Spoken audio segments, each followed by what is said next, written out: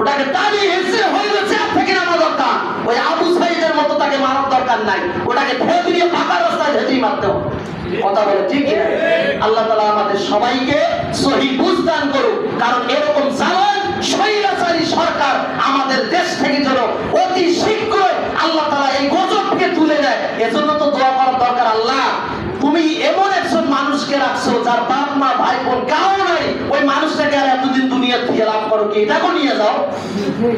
এটা দোয়া করবেন। এই মানুষটাকে এত কষ্ট দিয়ে লাভ কি, যার কেউ নাই, খোঁজ দিতে পারে না, ওটাকে দেশের মধ্যে ছেড়ে গজবকে তুমিও নিয়ে যাও, ওদের সাথে দেখা সাক্ষাৎ করা শান্তি দিতা আল্লাহ তাআলা। আর যখন থেকে দূর হয়ে গেছে তখন থেকে মুসলমান অঝরে পেট্রোল খাচ্ছে, রক্ত ঝরাচ্ছে, শহীদ হয়ে যাচ্ছে। কথা বলেন ঠিক কিনা? এটাই তো আমাদের কালচার ভিন্ন হয়ে গেছে। নবীজির আদর্শের কালচার আমাদের মাঝে নাই। আমরা